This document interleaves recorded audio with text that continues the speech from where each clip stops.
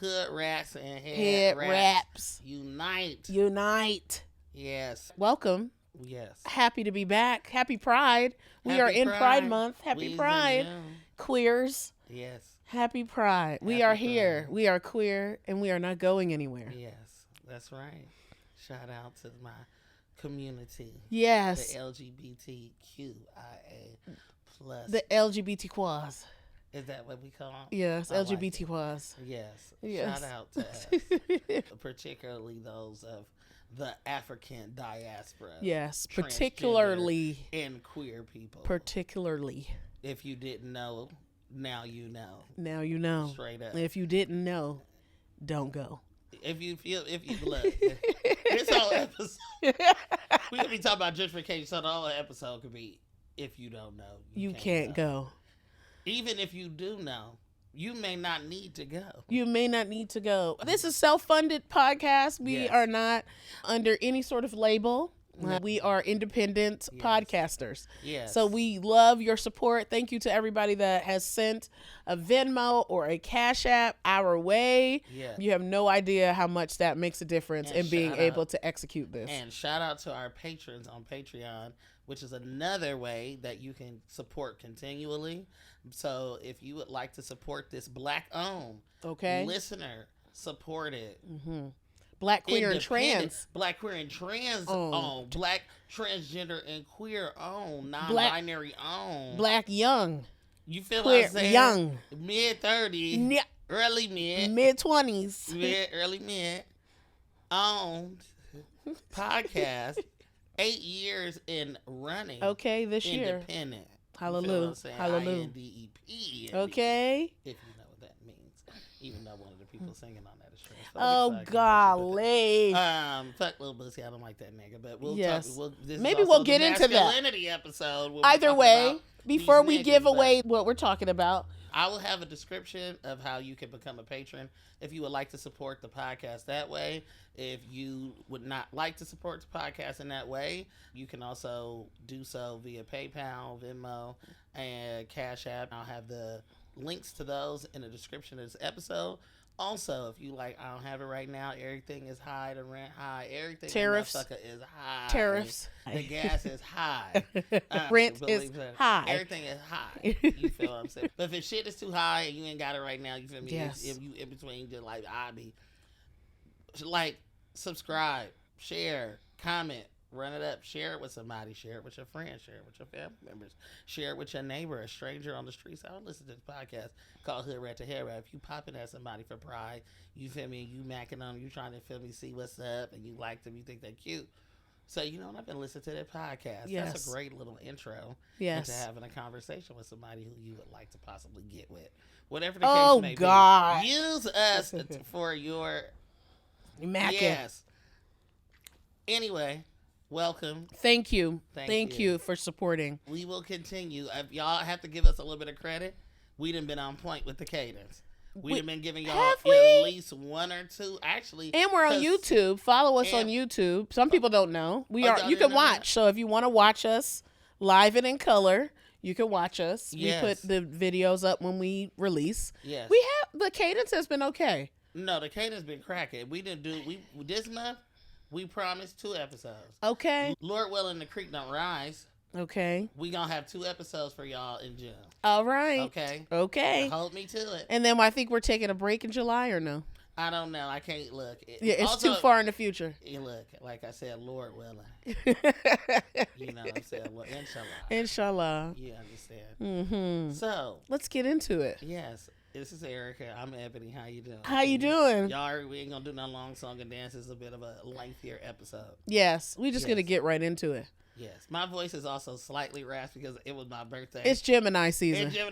That's another thing. So, but see, June, I don't care for them too much. He's talking about the May Geminis. I don't care for June Gemini. I don't even really recognize June Geminis. I love y'all so much. And if you feel away, Trump is a June Gemini, and so is Kanye. Yeah. I don't, like I said. Yes. I don't recognize June Geminis. I don't mean to be divisive. That is actually being divisive. Not calling white people racist. That's not divisive.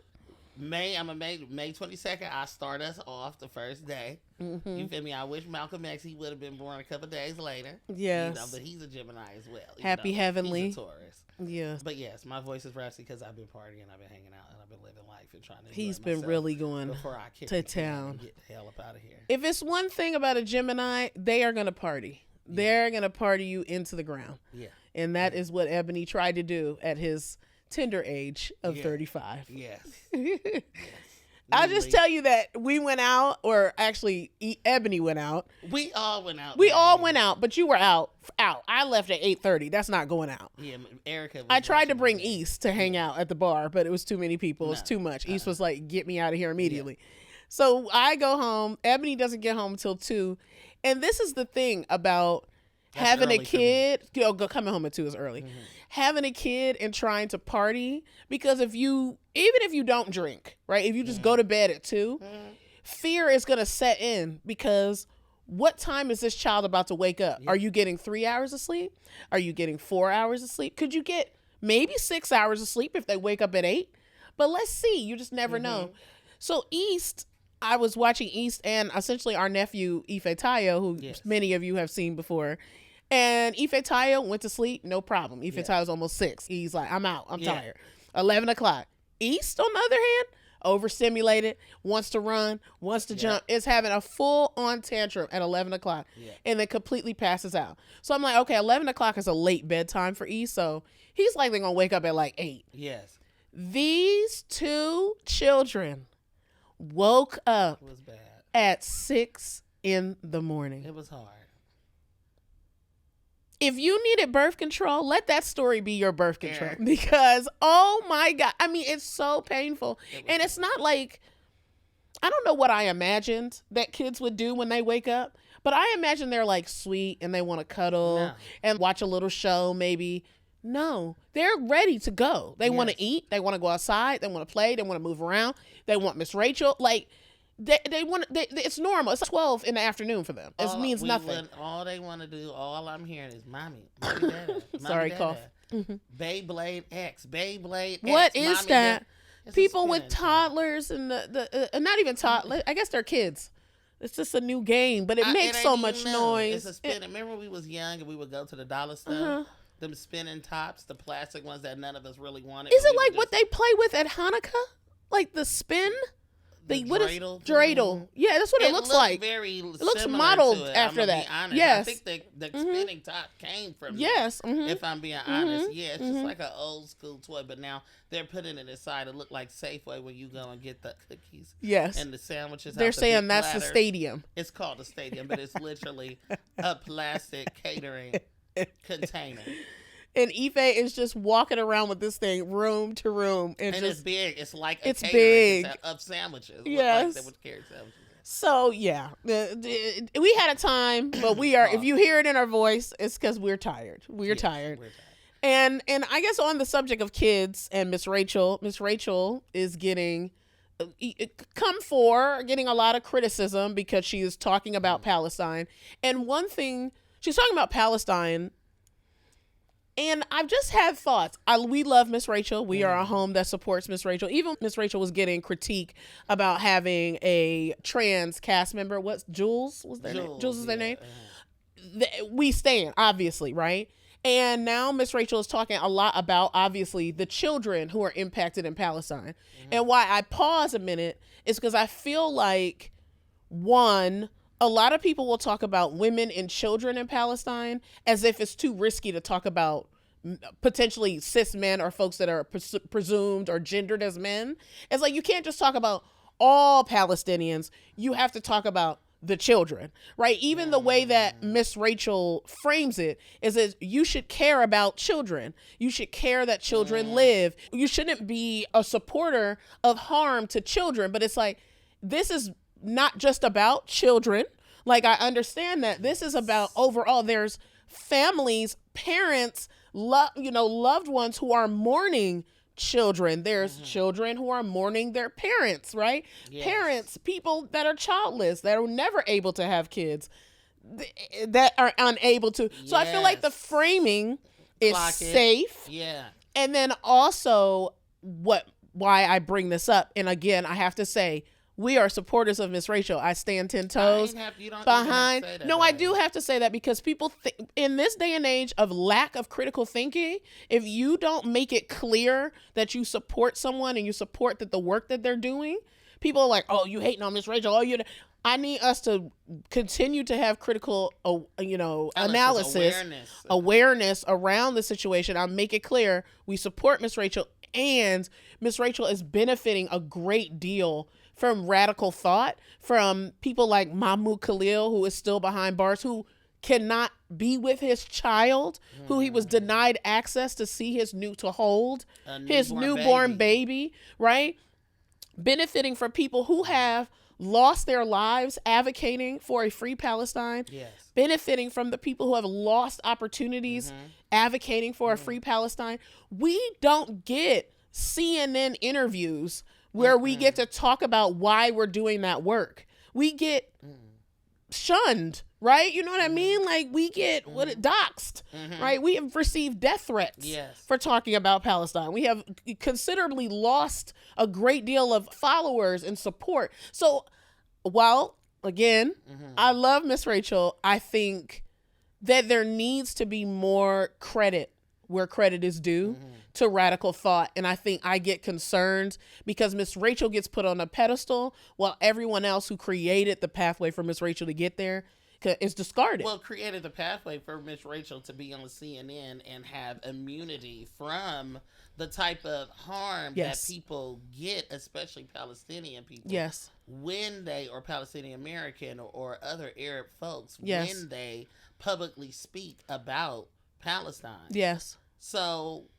I mean, you said the interview was on CNN. Mark Lamont Hill, a Black American person, was fired from saying from the river to the sea. From saying from the river to the sea. Which Miss Rachel is not saying.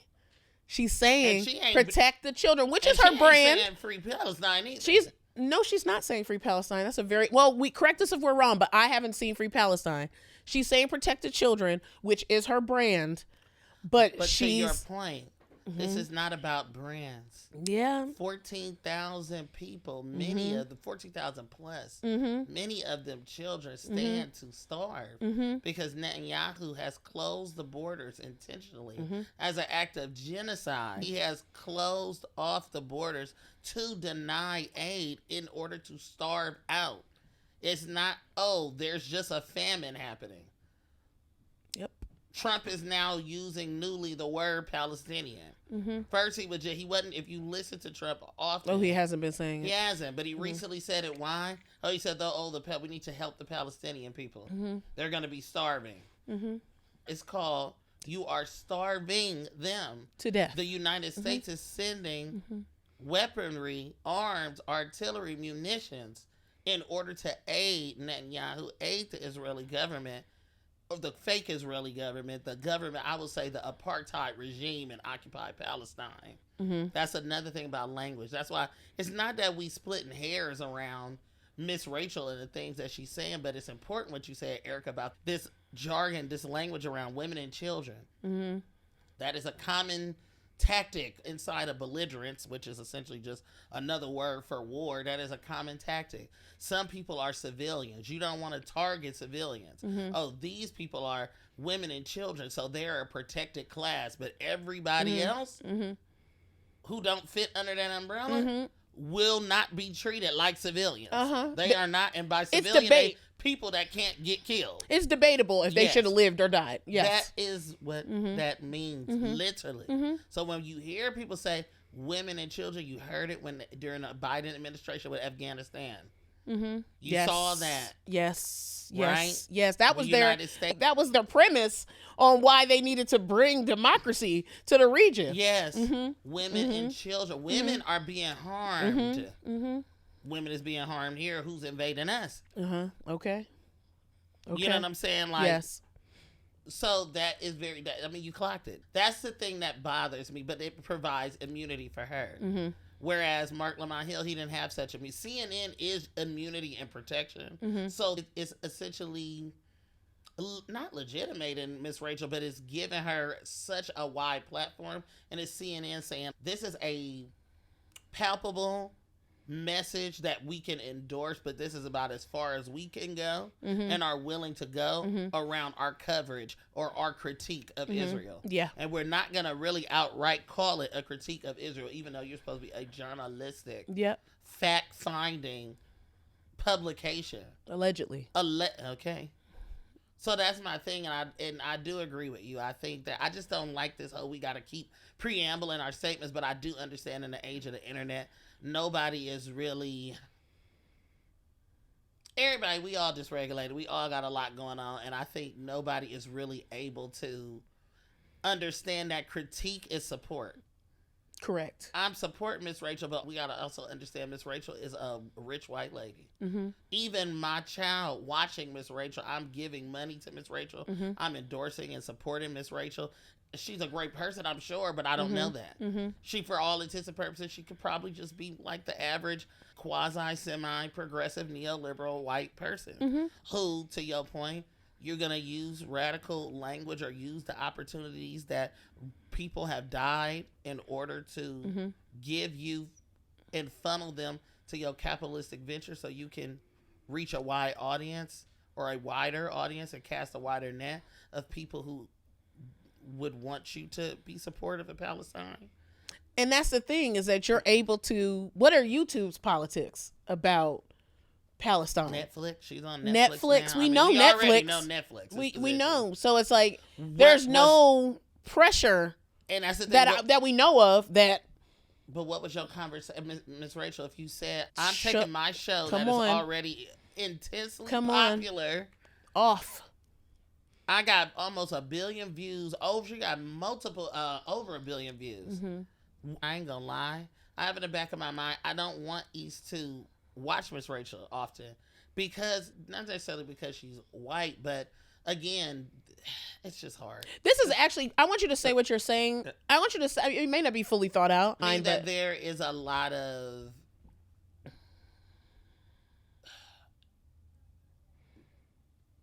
it benefits people to have everything sort of be looked at in a silo. Like these are all these like Audre Lorde talk about single autonomous issues that do not interrelate at all or correlate. It's fine for Ms. Rachel to be on Netflix, even though Netflix is, by all intents and purposes, a disgusting business that is a Zionist business, that is a racist business, a transphobic business. It's okay for all of us to still have Netflix subscriptions and to watch Netflix, and then we will hope one day that we will have liberation, black liberation, we'll have reparations, that will, have a world in which black trans people can be free, black trans women can be free and be honored. We will have a world in which there'll be a free Palestine, but we're not connecting that. There are businesses like Netflix, there are places like CNN, there are so many entities and forces that we support or are forced to support that don't want that. So why don't you want East to watch? Because of that. Because there's is it just because of that? But also, Ms. Rachel don't understand the BMF that her platform is now. You siphon money away from black child education creators who do this work and who have been doing it a long time. Actually, prior to Ms. Rachel, there were black people doing, prior to the Ms. Rachel's ascent on YouTube, there were black people who made there were other black children. There's black children. I'll put a link to the description, who teach black history to other black kids on YouTube. I mean, these are people doing this 5, 10 years ago. YouTube is now getting a little bit old now. So, and Miss Rachel, she's a part of the racist algorithm. She fits the bill. Right? And she's doing that even in her advocacy for Palestine. Yes. It is very non-confrontational. Yes. Because if I'm sitting on CNN and people have been sending me death threats, I may sit there with tears in my eyes, but it's going to look a little different. It's going to be a little bit more forceful. But she very approachable human being, like the way, and I say approachable in the ways that we have been taught that she is approachable, right? That she is safe. We don't actually know anything about Miss Rachel. Why? And so that's what I'm saying. More about that. Well, I'm just saying because how she looks. She's how she looks. A white woman. White women are just supposed to be safe. You are just supposed to be nice. They're just supposed to be. But we know the history of white women, but the thing is you're able to use that to be able to move forward, because you have to think about, what was Miss Rachel doing before she started doing children's stuff? She was singing. She was on Broadway. Not Broadway. She was doing like pop. Oh yeah. So she was trying to I feel like pop stars are trying to be the way they say. Strong, okay, sorry, but pop singers, the way that they try to sell their stuff is to do what? I don't know. Be a sex symbol. She was having lacy bras and she had her cleavage out. She equated Miss Rachel to a sex symbol. I'm just saying, she was using all of those things, those tools, to be able to sell her pop music. She's using the similar tools, not sex, but she's using similar tools to be able to sell children, and she's done it successfully. She wasn't selling the pop stuff. So she said, I'm not going to do the sex symbol thing. I'm going to do the innocent white woman thing. The sweet, non-confrontational, also her voice too. The point is, it don't matter what they do. I don't think it's her trying to be a sex symbol or sell any of those things. It's her whiteness and her womanhood, or her white womanhood. No. I'm saying, all I'm saying is that it didn't work as a sex symbol. It didn't work. But what worked is to sell yourself as this high-pitched, non-confrontational, overall wearing girl next door. You're using all of these racist algorithms to essentially get views. Well, the algorithm is using and looking at those characteristics of Miss Rachel. Correct. What if Miss Rachel wore a skin tight dress? Would she have the same level of views? You can still teach children's songs and all that kind of stuff. But I'm saying she's using the image is all a part of it, and that even her advocacy around Palestine is a part of the image. She's using her image to be able to do this and still be seen as innocent, still be seen as good. I'm not saying she's not good, but the way that she's able to still have opportunities, the way that people are able to still advocate for her, is because they believe in the image, which is that white women are inherently innocent, that they're out to do no harm. Yes, but that would be the case regardless. I don't know. She would have protection, babe. Yes, she would. She would. It don't matter. You see how Marjorie Green Taylor look? I don't know what she wears. Her hair is all messed up. Facts. And shit. She unkempt. Facts. She be having on her shit suit is just. She just looks a hot ass mess. She is dumb as a damn doorknob. Like, but if she switched sides, she said, I think that black people should have reparations. And I think that if she started to be just, even she wouldn't even go that far. Yeah. If she just was white progressives, white leftists don't even say black people should have reparations. No. So the fact that they don't even say that. Yes. So even if she just became liberal, she became a Democrat, she switched parties. Watch how people start talking about Marjorie. Oh my God, I just love her so much. She saw the light and she's just such a good... It don't matter what they do. They want to protect Miss Rachel more than they want to protect the Palestinian people. Period. There are Palestinian people or even other Middle Eastern or Arab people who get interviewed on CNN or ABC and CBS, and these people are disgusting toward them. Yes. These white interviewers. Yes. They are so racist toward them. Yeah. They put, do you condemn? Do you condemn? Ain't nobody asking Miss Rachel, do she condemn Hamas? Oh, it's true. It's true. Why she don't get that same line of questions? Not because of her line of work. It's true. That's not why they're not asking her that. Yeah, the way that white women are able to shift their image as well and just be believed. I was going to use the example of Pamela Anderson doing this like older, innocent, non-sexual white woman when her past has not been that, right? Like she has been overtly hypersexual. That has been her brand, is selling sex as currency. And now it's like, I am this like avant-garde, put together white woman. That's a function of the past. That's something I was in the past. That's not who I am now. I don't wear makeup anymore. And I think about Kim Kardashian. Same thing. It's like, I am a slut. White again. I'm out here. I'm hypersexual. I'm selling my body. This is my biggest currency. And now I'm a lawyer, or a lawyer with big ass asterisk. Yes. So you're right. Like they can really change and shift and morph in any way, and they will always get the benefit of the doubt. They will always be seen as a human. At the end of the day, like, that's what it is. It's like you are actually regarding, like you said, Miss Rachel as more of a human than Palestinians. The children are not the victims. Miss Rachel is the victim. Ooh. That's being interviewed on CNN. Okay? That's a word, man. Macklemore is the liberation freedom fighter of Palestine. He is not sitting in no motherfucking jail cell for no damn reason in the middle of Louisiana. Yeah. And if any of us know anything about the prison system in Louisiana, it is the worst. They're all terrible. Yeah. The worst of the worst. Yep. And that's where they want to send people. Yep. That's where Mahmoud Khalil and countless others have sat. The student from Tufts.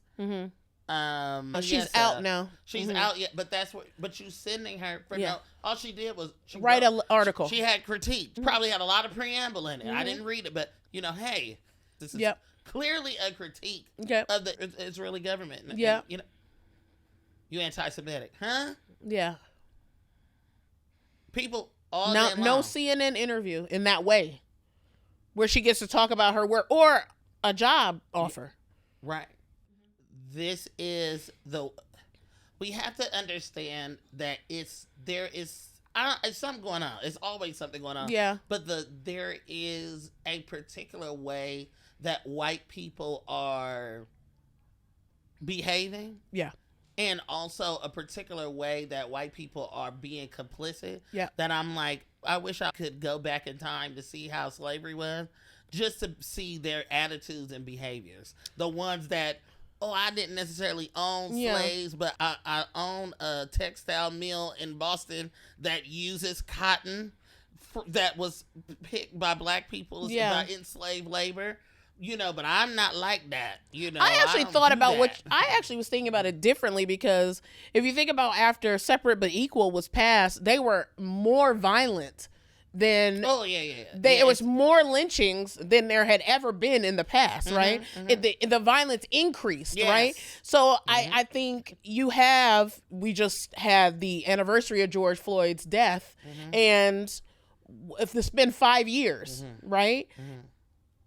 And then what you have as a result is increased violence, right? Because what happened after his death was lots of protests, lots of statements of support for Black lives from major institutions that meant nothing, right? Even individuals, right? On an individual level, like, I'm going to dedicate my life to Black people. I'm going to read, and all this purchasing of bell hooks that just sat on people's shelves and collected dust.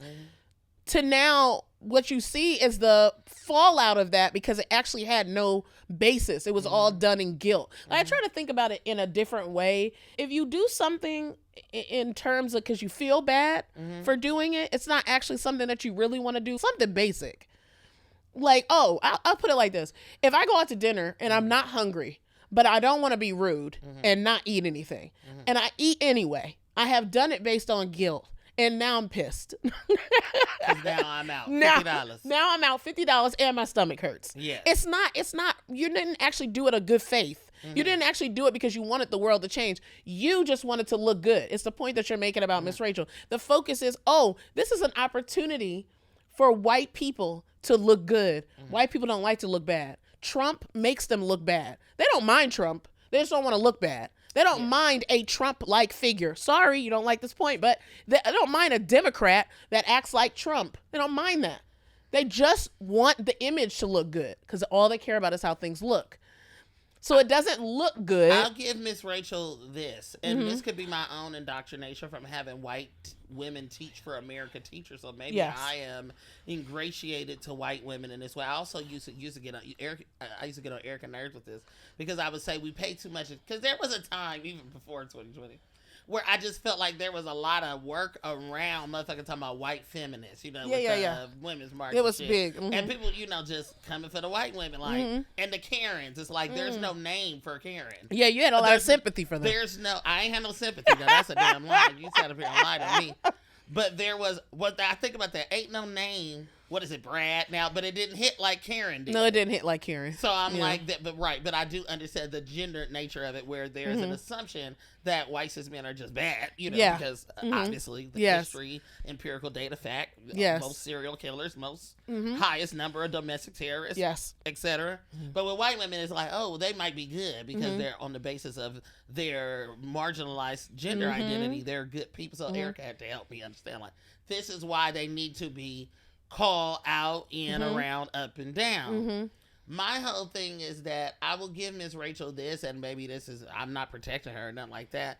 Maybe I am. This I'm like psychological warfare of being a black person in this world. But I'm like, I don't think Miss Rachel don't care about children and don't care about, is not using the weight of her platform to actually do things that I think she cares. Other white people of her stature aren't doing. But there we go back to, why do white people get the cookies? It's not that they just want to look good. It's that everybody else believes they should, and that they are, and that they deserve protection, and that they are the people that we need. They're the North Star. They are the civilizing force. When a white person come into a room, or you're at a restaurant or something, and it's all white people there, notice black people, how the people will look at you depending on the decibel volume of your voice, how loud you talking or not. Sometimes you might even have in your own mind, in the back of your head, oh, it's white people here, should I be quieter? You know what I'm saying? I think I had that thought yesterday, and I felt bad. Where? When we was at the restaurant. Oh, that's interesting. But it was like, why am I thinking that? It's like a little white cis, it's like a white cis man, little devil on my shoulder, that indoctrination that's like, I have to make them comfortable. I have to make them comfortable. We're on the car, whispering damn near on the quiet car in New Jersey Transit, and a motherfucking white man trying to tell us to be quiet. I'm like, which I was not quiet. You know what I'm saying? I told the cow where to put the cabbage. I put it to you that way. And I even asked the brother. What the hell does that mean? Look, y'all know what I mean. I asked the brother who was the worked on the train, and he was like, I didn't hear y'all at all. And also, like, if I did, I would have just came up, on the quiet car. We just, because that's people. My job. Yeah, he was like, that's actually my job, like, not a passenger's. He was like, I do that but it's really up to discretion of whoever is working. Yes, it's not other passengers. And I'm like, but white people feel like it is. Because they're the police. Yes. And they're the police everywhere all the time. But not even just the police, but it's like, y'all are, even though Miss Rachel knows that, I believe that Miss Rachel wants to help the children. Her lack of political acumen, maybe, or lack of historical knowledge, if you really knew what Israel itself, the existence of it meant, it wouldn't be no thing for you to say Free Palestine on CNN. So what I'm getting from what you're saying is Miss Rachel wants to help the children to an extent that it doesn't impact her. And that is exactly what white people do all the time. That is what they did post 2020. They said pre and post. They said, oh, I will put the black square up. Oh, I will put on my lawn Black Lives Matter, or on my window that Black Lives Matter. I have my kids do a little, drawing and color it in. I'll do that. But I'm not going to move out in Brooklyn. Yeah. I'm not going to leave even Lower East Side, predominantly black neighborhood. I'm not going to leave Harlem. I'm going to buy the brownstone in Harlem. Shouldn't I live in Harlem and support black-owned businesses? And shouldn't I go to Dance Africa and buy fucking African garb and wear it to support? I'm going to go to Dance Africa and take up space. And it's not a problem that you go to Dance Africa. It's the fact that you go to Dance Africa in fucking cornrows. That you riding down the block in Brooklyn that it doesn't even look the same anymore with on a city bike blasting Tupac. Like, it's like, I don't, white people, and this connects to black cis men too. White people and black cis men do not do enough interrogation for me because they aren't tasked with it. They are handheld. Just like you are thinking about our mind, not just you, the general you are thinking about and holding space for white people. There are 1,000 other black people doing just the same. And we don't even realize that we're doing it. I think sometimes it's so subconscious and beat into us because our spirit it's spiritual warfare. Yes, it is. meaning that the state has made it so that you are uncomfortable in their presence. I even want to edit it out because I feel ashamed You shouldn't. to have had that Don't thought. edit it out because 'Cause that's real. But even that masculinity piece, that that is in there for me too. Yeah. Where it's like, as a man, I'm never gonna let nobody tell me what to do. Yeah. But that's just me. I was like that as a child. It ain't got nothing to do with me. Yes. Man, I just don't, you can't tell me what to do. Yes. You know what I'm saying? Like, my freedom or ability to be able to do what I want to do But that's is so important to me. But even him being a white cis man, like white cis men, I bump heads with white cis men a lot. And I always have, regardless of how I presented my gender or expressed my gender or how I identified outwardly to other people. I've always had issues with. The point being is the point that you make about gentrification, or what we were talking about earlier, there's a normalization and a naturalization of racism to where people think that gentrification is now some lesser form of evil and violence. And that is the part of that bothers me, because that's what I think Miss Rachel is thinking, like, well, let's protect the kids. Oh, I don't agree with that. I don't agree that they think it's a form of evil or violence at all. No, I do believe I'm talking about the vast majority, general. People or white people? Demographic. No, Oh, okay. Across Black demographic. people and non-black people understand that it's violent, I think. But white people do not relate to it as violent. But even if they did, it doesn't matter. White people have to, just like we are conditioned to hold space for white people are conditioned to violence in our direction. Yes, and absolutely. they have to be honest about that. You have to be honest. You are constantly given the space to be violent, to the space. And when I say violent, I mean a wide range, okay? If I am, if I'm walking down the street and you don't move, that's violent. Move. If I'm standing in the middle of the street or I'm standing off to the side and you think you need to walk through me and the person I'm having a conversation with, that's violent. Just say excuse me. Right. You don't say, you brush up against people. You're not being mindful of the space that you're taking up. And also you're not being mindful of the ways that we have been conditioned to relate to you. So if you do something like that, what's going to happen to me if I say something to you? Or if I have to go oops upside your head. Right. You on the train car. Right. Talking all loud. If I have to go, because I was about to go oops upside your head. But guess who gonna be going out in handcuffs out of the New Jersey train when we get to New York Penn Station? Who's gonna be coming out in cuffs? It's gonna be me, and did. Excuse me. Sorry. The theft of African American vernacular. They don't relate to that as violent. They say it's internet speak. They do a lot of white people do a lot of rationalizations of things. And that's how we got the world that we've inherited now, one of domination, as Bell Hooks calls, and I love that she coined this, I believe she coined this term, or she popularized it, dominator culture, because it is a culture in which people concede to power all the time. Yep. Where all the time people are like in this weird relationship with people who believe that the motherfucker have more power than them. Yes. And that's the conversation about gentrification, where it's like, y'all just have power. Yeah. Yeah. And I think they're like, and I mean, being in Brooklyn, you know, Erica, people don't know, you lived in New York for 15 years. I've now been in New York. Time has flew. I didn't know I lived in New York for 8 years. I've lived in New York now, Brooklyn in particular, for almost 10 years. You done lived in Queens and different places, but Brooklyn you lived in 10 years or so, more than that, I don't know. But it's like, being here, I'll pause even there. I keep seeing conversations around, oh, black people can gentrify. Oh, and now on TikTok or shit like that, people have this conversation about the transplants of 15, 20 years ago versus the new ones, and how the new ones is weak and like the new ones don't know how to act. They don't know the culture of New York, And instead of having this and a lot of people are having it as a racial, people who actually lived here are having it in a racialized sense, where it's like, it's not just this general transplant. It's racialized. We live in a racialized society. So this idea that people are like, oh, black people can gentrify, it's so infuriating.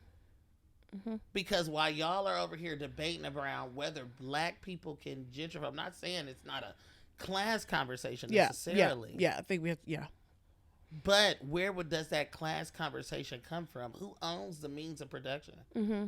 I had a little existential thought being in Brooklyn where I'm like, you're a descendant of people who have gone through the transatlantic slave trade. Doesn't matter, all across the diaspora. Don't matter if your people ended up in Jamaica, St. Lucia, or if they ended up in Maryland or Virginia or the South or South Carolina. Don't matter, Mississippi, whatever. You go through that experience. Now you're the descendant of those people who've gone through such experiences. Just fast forward 400 years later, and now you are living in a metropolitan city. You living in Oakland or San Francisco, or you living in Detroit, or you living in New York, and you're going through life dealing with all the issues and problems that come with your people's continued subjugation. And the way that I can deal with those is to have some leisure in this new city. I want to go to a listening bar, or I want to go to a wine bar, and I'm buying spirits and alcohol that is white owned, and I'm going to restaurants that is white owned.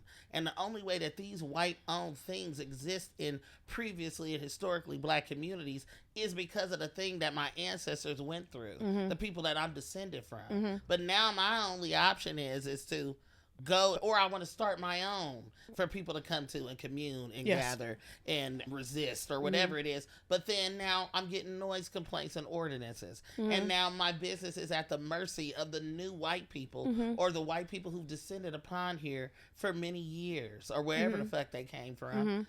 Now I'm at the mercy of them again. There is no part of black life that does not include white people in the United States. There is. That's our own little intercommunal secret private lives. But even in our head, in our home, on a mother, but Joe Budden, I'm sure he got, I don't know who live in his house. He probably date white people. I don't know. But even in his mind, he goes home. aMerIKA, one of my favorite poets, one of my favorite writers, married to a white woman, even this radical huge figure in the black arts movement, you're married to a white person. So even in your private life at home, they're there. They're in my head. I cannot get them out. I can't get them out of my community. I can't get them out of my head, and a lot of y'all got them in your bed. Huh? Yeah. I think it's important to talk about the feeling of gentrification. And we spent the weekend in Brooklyn, which was nice because we miss Brooklyn. If you don't know, we moved to New Jersey a little over 2 years ago. 2 years? Not even 2 years yet. Oh, it's not 2 years yet. Okay, well, feels like over 2 years. Almost 2 years we've lived in New Jersey, and we left because aMerIKA, was feeling pressure from capitalism to go to essentially the suburbs because we were having a kid and I wanted it to be easier. It's expensive to live in New York as one person. It's even more expensive to live in New York with a baby. So I felt like, even with a dog, baguette was expensive, right? Like to go to boarding, to go get groomed, like even though we still groom baguette in New York sometimes. Anyway, I knew that it was going to get more expensive because I knew that we needed daycare. And I was looking at these daycare costs and feeling like this is a lot, right? And also quality of life. I'm like, is it easier to raise a child in New Jersey than it is in New York? Obviously, there are lots of children that were born and raised in New York City, turned out just fine. But I was inside of this conversation where all of you are familiar that the suburbs is some sort of haven or a place where you go once you start expanding your family. So I have been sitting with, and Ebony also has been talking to me about wanting to move back to Brooklyn in particular. And this weekend, I felt like we spent asking all of these folks who are in our lives, the people that, the folks that work at our favorite restaurant, the folks that work at our favorite Black-owned store, even random strangers, right? Talking to them about moving back. And the owner of Peace and Riot, which is a Black-owned store on Tompkins Avenue, her name is Ife Tayo. She's been there for a long She's been there for a very well over 10 years. 15 years maybe. Yes. She's moved up and down Tompkins.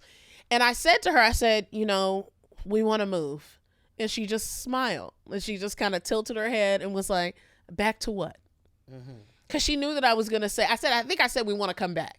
And she said, back to what? Now, she is born and raised in Brooklyn. Yeah. And just even like the melancholy, like on her face, like the sadness that she has, right? That the Brooklyn has changed so much. Like what we talk about a lot is that there's Chipotle's. Like that don't make no sense even for New York City, right? If you think about New York City, you're not thinking about no chain restaurant. I remember when most of the chain restaurants were just in concentrated areas like Times Square, right? That's where you could go to the Jumbo Shrimp place. It's like a shrimp spot. It's named after Forrest Gump. Bubba Gumps. Like that's a chain, but you could go to Olive Garden in Times Square because it caters to the tourists who are too scared to do just the regular delicious food of New York City. Yes. Now you got Chipotle in places that you would never Crown Heights. You would never places in Crown Heights where Chipotle is built where it used to be a gas station, which needed to just be a new gas station. You still needed a gas station there. It was actually perfect. You needed a gas station. There's a lot of gas stations along Atlantic on that stretch. Yes. So how about giving me another grocery store? A grocery store. Universe. But the feeling of the fact that Bedvine Brew is a staple of Tompkins Avenue as well, that has been there for a little over 10 years, that now has to close. Now, we don't know necessarily all the ins and outs of why they have to close, but we can assert that as the neighborhood demographic changes, right, now there's all of these taco restaurants and margarita spots, and there's a Thai restaurant now on Tompkins Avenue. There's a Japanese restaurant, right? But Brew is the place that's closing where Black people congregate, where Black people have fun, right? I'm sitting there with East as he's like yelling and screaming at all the people, and I'm just watching Black people have fun, enjoy, and the fact that has to now be taken away. It's just literally over and over again a reminder that we aren't able to, or that the state doesn't actually want us to have any level of joy. I walk down the street, I take East back to our friend's house, and there's 6 white people sitting on a brownstone stoop laughing. And I'm like, this feels like this juxtaposition is so concerning. Like literally maybe 10 steps away from Brew. People who are celebrating now the end of a staple is essentially welcoming these people, giving them space to sit on a stoop in Kiki. Yeah. Like, I don't know. It just feels, I want to hold space for the sadness of it. It's sadness and also anger because while you're watching the East and everybody on the sidewalk, it's niggas wall to wall. We all parlaying, everybody laughing. It's no hateration. The dance, the probably was no hateration, but nobody, everybody just chilling, laughing, talking, joking, meeting each other and meeting strangers. Everybody just chilling. I'm watching white people watch us because I'm a Gemini and I'm very observant and I have like 10 eyes in my head. So I could see damn near everything. Yeah. I got 4 eyes, so 5 eyes. So I'm watching them and I'm overhearing their conversation. I'm like, oh yeah, this pace is really jumping and, 2 white, no way, gay cis men. Oh yeah, this was the, the popping place. And oh yeah, wait till next weekend. It really gets going here. It's just, I cannot. And then I know that with white people in New York in particular, they have a sense of ownership. Oh, I was born here. Of everything. And I was born in New York. I was born in Brooklyn. I was like, but let your family tell the trajectory. There's going to be a racialized conversation about, number one, how did they get here?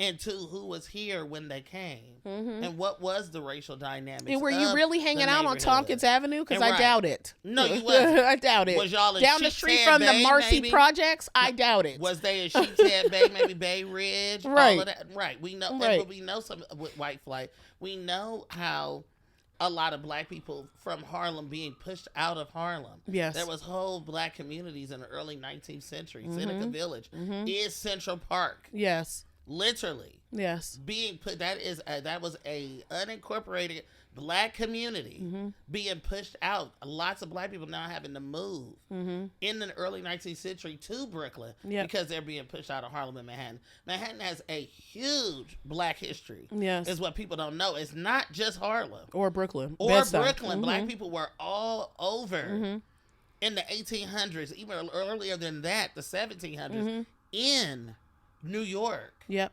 Okay? Yep. But then let's not forget there's a very long black history in Manhattan, in New York in general. And you can't even also forget that New York was a huge slave holding state. That part. The Dutch literally had Sojourner Truth was enslaved by the Dutch in New York, in upstate. Wall Street is African burial ground. Yes. It was literally an auction block. Right. Rest in peace, I don't Nona want people Falstein. to forget, rest in peace. You know, that's an artist, a black artist who did photographer. did a lot of work around unearthing that history and that legacy visually. Because I don't believe prior to what Nona did, her art exhibition at where she was naked, photographed herself, Wall Street. I don't think people knew that Wall Street.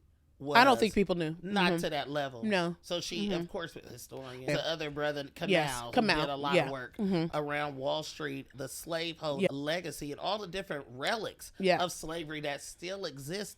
The whole stock market, the whole financial market, the stock, New York Stock Exchange is a relic of slavery. Yeah. What is stop? I'm really asking this in earnest. What stops Miss Rachel, other white people, from going the extra mile? What is it for Miss Rachel, and I think I know the answer to this part, that has her not say, I'm taking my show off Netflix until they denounce and stop any sort of colluding with the apartheid state of Israel? What has the white people who are sitting on that stoop, only not even a block, away from Brew, to call whoever is shutting them down? I'm sure they could easily find out and say, this should not happen. That this bar is a staple, that it should remain open, and we want to make sure that it stays open. They can do that, babe, because they'll benefit from Brew being open. They come to Brew as well. No. I'm saying they don't. What stops them from saying, I'm not going to live in a place that was predominantly historically This is black, my question. And that thousands, hundreds of thousands, probably if not millions of black people had to be dispossessed from their homes. Yes. From their communities and from everything that is familiar to them. Everything that they know, so that I can be wearing L-Train vintage duck hunter hats, could be driving my Ford truck, my little retro Range Rover from the 70s, so I can be having my cigarette and my Paps, and I could be sitting on this stoop talking about, oh my God, I love Sinners, the movie, so much. It was so great. What stops them from saying, I'm not going to be a part? If we understand the language of apartheid, we understand that apartheid is happening now. It's happening all over the world. It's happening in Palestine. It happened in South Africa, and it damn near still is. If they can recognize that it's happening there, why can't they recognize that it's happening here? Dispossession is a big part of apartheid regimes. You have to dispossess the people and move them and relocate them, forcibly remove them oftentimes from where they live. That is what's happening in Gaza. Well, so how do they not see the parallels between what they're doing in Brooklyn and what is happening in Gaza, or what has happened in South Africa? Why is what happens to Black American people live for white people as a different, older version? That's the question. It's not Black Americans. It's Black people in general. It's Black people in general. Yes. Because what you're saying, and I don't think we've really talked about this on the podcast, is the reason why they're open to talking about Palestine, is the reason why they will show up in droves across the country and advocate for a free Palestine. They will do that, right? They will even do it for Black lives, right? Because, again, even the contention with the anniversary of George Floyd's passing, right, murder, is that you're much more willing to advocate for marginalized folks, for people that sit at the margins, as long as they are dead. You have to be straight up about that. They got mad. Right? You literally relate to people who live at the margins as if they are supposed to die, which is why Adriana Smith, who is a black woman that was in her 30s that died in childbirth or died in labor, right, was pregnant, and is still being kept on life support because there is a baby in her uterus.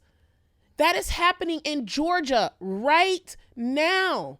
And I sat on this very podcast and said it is not just a genocide happening in Palestine. There is a genocide happening to Black Americans in particular, Black trans Americans in this country. Black Americans as a whole. Black people who live, let's put it to you that way, Black people who live in America. Have been experiencing a genocide. I had said that and people got upset with me. Black people got upset with me and said, bombs are not being dropped on our homes. Mind you, it was just the 40th anniversary of the MOVE bombing. I was born in 1985. Okay? 1985. You're looking at the person that has been here long enough for when that happened. That wasn't that long ago, right? Yeah. Organized by the police. You think cop cities popping up all over the country? The mayor was black. The mayor was black at the time, but the police chief wasn't. Okay, and we know the police chief has just as much power, if not more power, than the motherfucking mayor. Let's be straight up. So I just get concerned. Like, I think we have to really, really interrogate who you see as a victim, who you see as worthy of life, who you see as worth it to advocate for, right? Yes. In the same ways that Miss Rachel is doing. Miss Rachel is strategically advocating for the children of Palestine. Yes. What she's talking about doesn't go beyond that. And I'm just curious to why more people are not interrogating who you're willing to advocate for and on behalf of. Yes. I want to read really quickly. Neville Alexander was a political prisoner from South Africa whose work on racial capitalism predates Ruth Wilson Gilmore and Cedric Robinson. He's one of the people that those type of folks are looking to. He did not coin the term racial capitalism. However, his work on racial capitalism is some of the foremost. And I'm reading from the Boston Review in talking about his work, sort of a retrospective. It says, in effect, Alexander's analysis of racial capitalism in South Africa focused on three interrelated dynamics: racialized dispossession, racial exploitation, and racialized job reservations.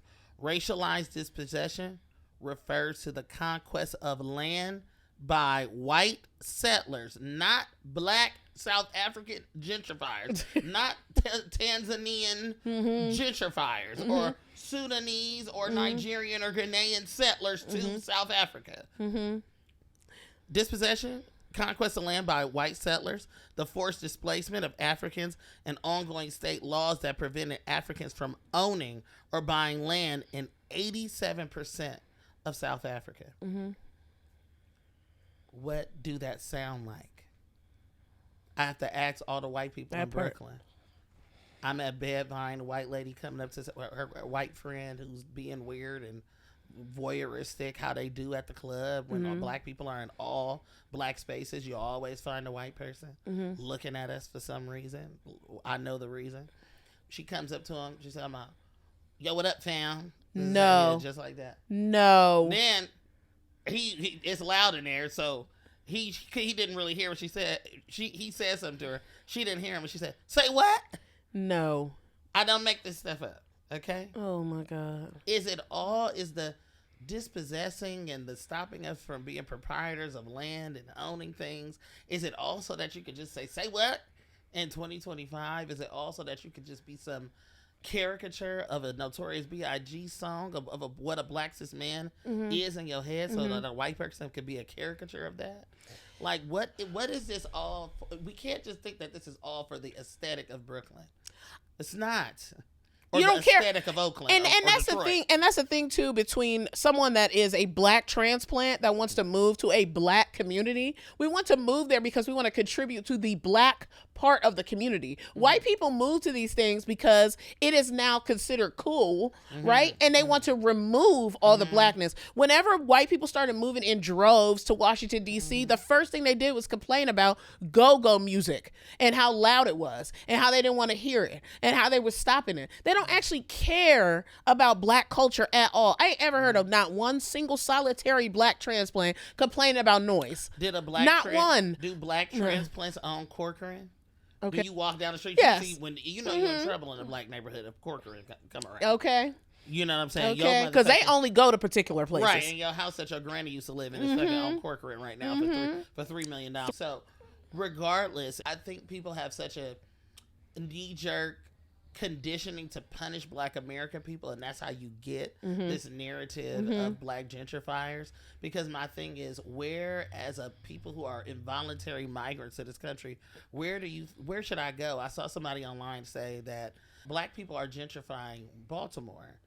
Saying I promise to God I saw this where they're like, that wasn't the point. They're saying that it's that Baltimore is not necessarily affordable. It's just affordable for people coming from New York or other places because they have that type of money, whereas people who are in Maryland don't have that type of money to move to Baltimore and things like that, or move into a new development out there, or to Fells Point. They don't have the money to do that. It's not many black people who are moving to Fells Point.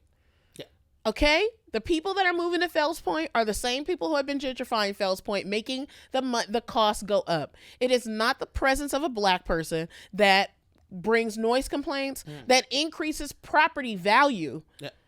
Okay? Even when we sell our homes, we have to remove any sort of I don't even want to say like black ephemera. It could just be a picture of our black family. We have to remove it in order for it to be appraised at the value that it's worth. Yes. To even say that, it makes no sense. Black people are not getting approved to live in these places. Even a black middle class, you know where we live? PG County, okay? Like, there's not this concentration of black people who are completely moving out black people from Baltimore. It's just not how that works. We're not land speculators. We're not investors. It's not how that works. Investment groups. Y'all ever heard of hedge funds or money man? Which we know there are black people working finance.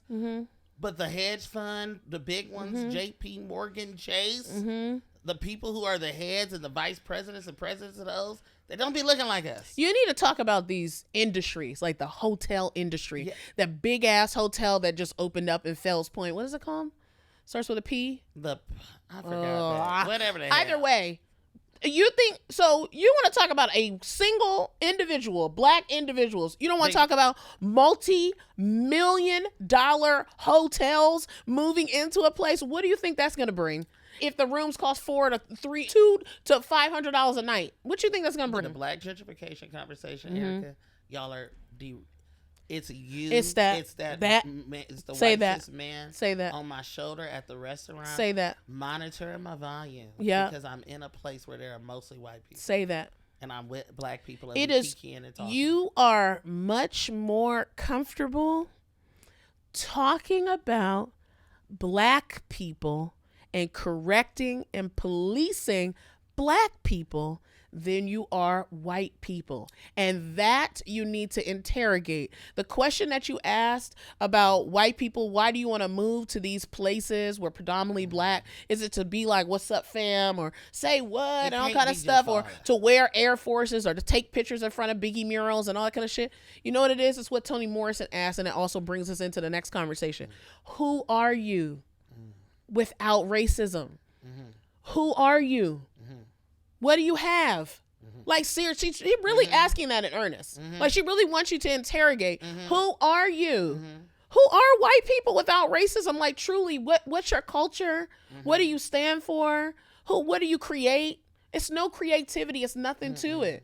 And I'm now gonna segue, because we need to, because of time, to talk about masculinity. Well, I was going into that because I'm like, it's not even just this power conversation. Is like you mentioned, the same reason why people are, and it's not a lot of people talking about black people gentrifying, but I noticed that lots of conversations about racism get derailed or gentrification get derailed. That's like an easy way to say, well, black people gentrify too, so it must be okay for white people to do it. This kind of false equivalence that people do, saying that it's the same or on par, and then they don't think about any of the other factors that you just mentioned. These other entities and forces that actually benefit in ways that black American people never could.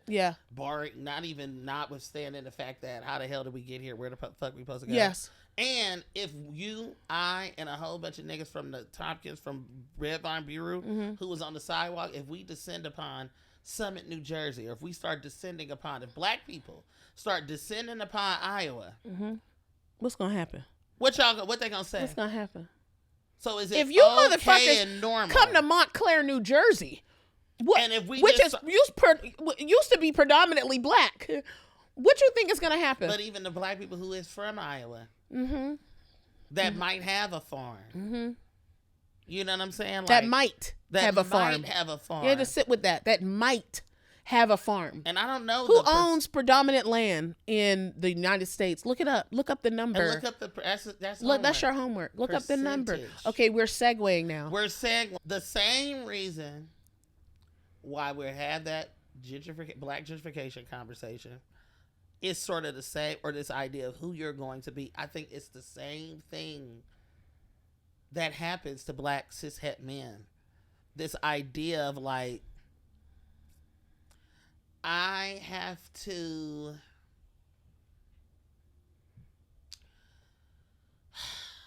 if I also protect black cis men, I don't protect white women, but I have an impulse to you do. Do? I protect black cis men, black cis men in general. Only in the sense I don't agree with that, but okay. I do sometimes. I don't think you do. No, not really. No, you don't. That's different, No, you and I don't, because how much I love black people. Black women, black femmes is why you don't protect them. True. Which is interesting that you don't protect them because of where you stand. Well, you always say that I'm harder on and less forgiving of black mass people than I am black femmes. Correct. You are. Which is great. It's great. However, in some personal instances, it could be a little bit of an issue because you have more information and that information doesn't have you shift. It still has you be supportive of black femmes, even when black femmes are harmful, which they absolutely can be. So that's only my only critique. Right. It's like you're talking about the group and not focusing on the individual. And sometimes you need to focus on the individual. But your group stance is great. I think you need to come from that place. I think you need to be mindful that the most marginalized person in this country is a black femme, and those assumed to be. Like, the end. There's nothing else to talk about. So you always are going to give as a practice, right, of support, of a practice of divorcing yourself from internalized misogyny, is to actually show up for and support black femmes, period. It's not going to be no conversation of, I want to support the black man and I want to make sure the black man is not attacked and da-da-da. Like, y'all have to understand that argument within itself is misogynistic. Yes. Like, to make sure the black man is not attacked. Like, let's just be mindful of what the hell we're talking about. Let's do an individual conversation, because y'all have an individual instance, P. Diddy, R. Kelly, and y'all start using group conversations to to address this individual. Yes. Right? We need to talk about this individual's action. That's the thing about the P. That's what I was segueing into, because it's the same, this idea. The way that people concede to power, the way that people relate themselves to people who are powerful and being, and what is power and all. So I think that is a major conversation in gentrification, as it is in general in life. How so?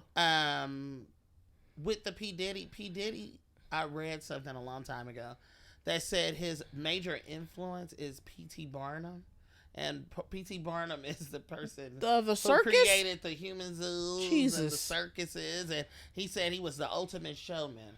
And he just loves Barnum and Bailey, and he loves P.T. Barnum, a person in the music industry, a high figure. I think P. Diddy was one of the top. I don't know why they was considering him a rapper in this poll. Again, white people probably was Bloomberg or something. They don't know no better saying he a rapper. He ain't no damn rapper, really.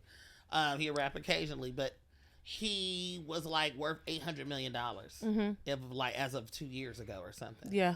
So Wow. Nigga doing music, greatest influence is a white person who created zoos, human zoos in circuses. It would have put him in one. I know, but I just want to leave that there because this is what you always say.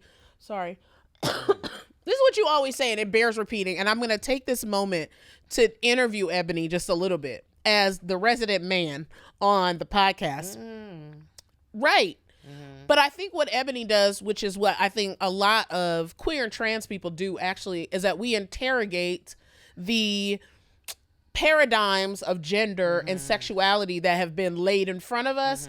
And we say, I'm not going to do that. I'm going to do something different. I'm going to do what actually feels right for me instead, and what feels honorable to community, not what is going to dominate community. And I think everybody needs to do that. Queer and trans people, we're in reality, especially Black queer and trans people, we're in reality. It's like you understand how gender and sexuality actually works. Not what I've been told. Not that's something that you've inherited, right? So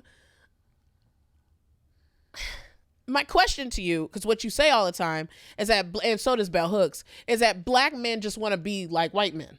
Yeah. Right? And just like they have it both ways. White women want to be like white men, and so do Black men, right? Yes. So how, as a Black trans man, how do you situate your manhood in a world that essentially asserts that being a man is to be a misogynist, is somebody who dominates and controls femmes? And I want to just correct something that you said, because you said Black queer and trans people are in reality about gender and sexuality. And I just want to take a moment to say that is not always the case. And Black trans folks and Black queer folks who are masculine presenting will also take on misogynistic, patriarchal ways of being in order to assert their gender. Does it happen all the time? No. But it's blatant when it does happen, because it's jarring. It's like, wait, why are you doing that? Like, we can actually point it out.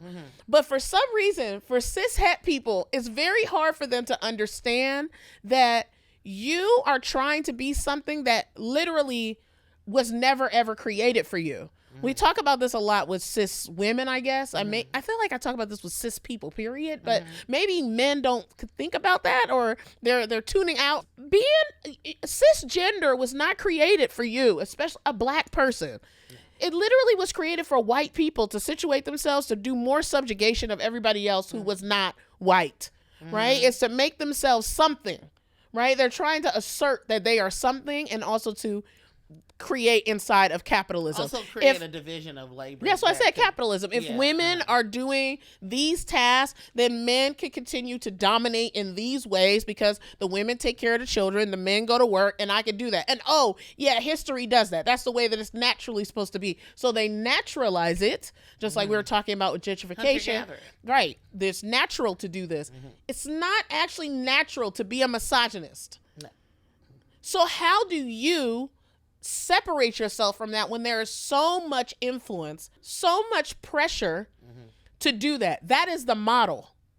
That's the model that's held up all the time. That you are supposed to be a provider, that you are supposed to be hypersexual, that you are supposed to be dominating. How do you move away from that? Or how do you move away from that? I am all of those things. Okay, say more. I was hypersexual. I'm getting old, but I am a provider.